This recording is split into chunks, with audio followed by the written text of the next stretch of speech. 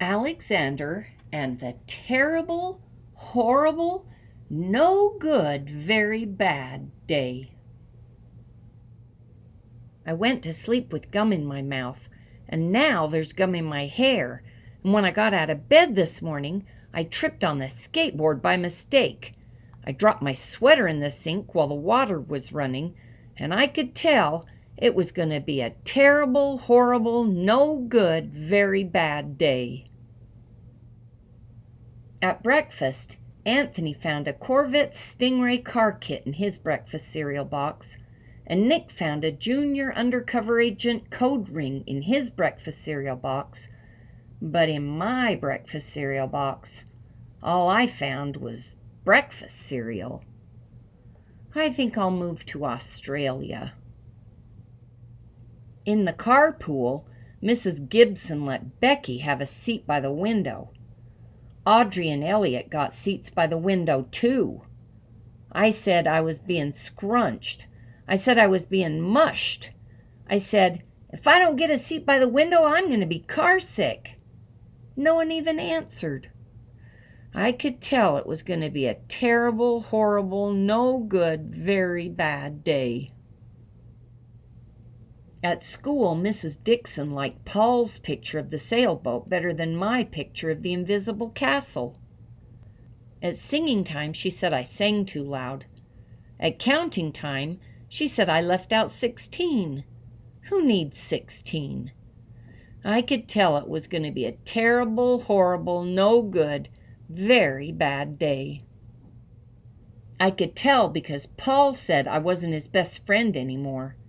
He said that Philip Parker was his best friend, and that Albert Moyo was his next best friend, and that I was only his third best friend.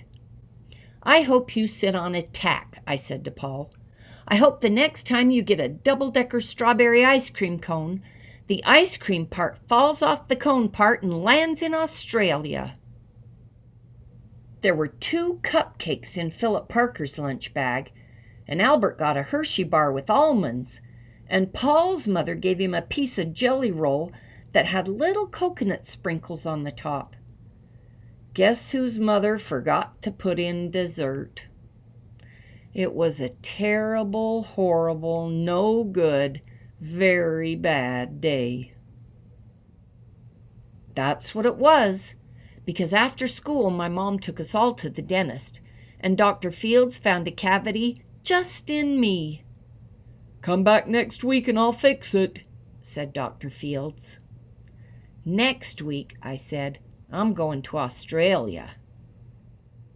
On the way downstairs, the elevator door closed on my foot, and while we were waiting for my mom to go get the car, Anthony made me fall where it was muddy, and then, when I started crying because of the mud, Nick said I was a crybaby, and while I was punching Nick for saying crybaby, my mom came back with the car and scolded me for being muddy and fighting.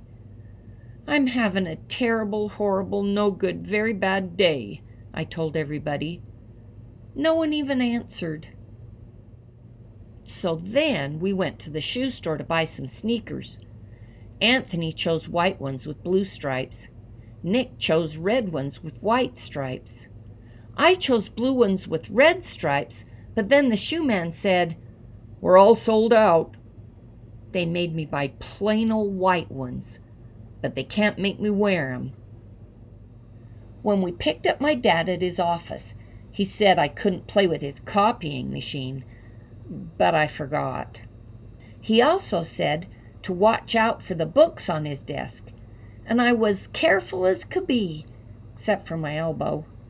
He also said don't fool around with his phone, but I think I called Australia.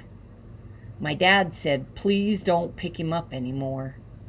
It was a terrible, horrible, no good, very bad day.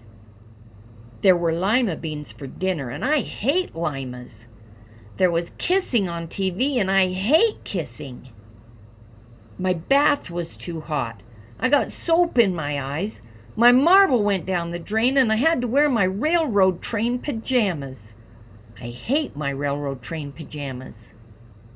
When I went to bed, Nick took back the pillow he said I could keep, and the Mickey Mouse night light burned out, and I bit my tongue. The cat wants to sleep with Anthony, not me. It's been a terrible, horrible, no good, very bad day. Mom says some days are like that. Even in Australia. The end.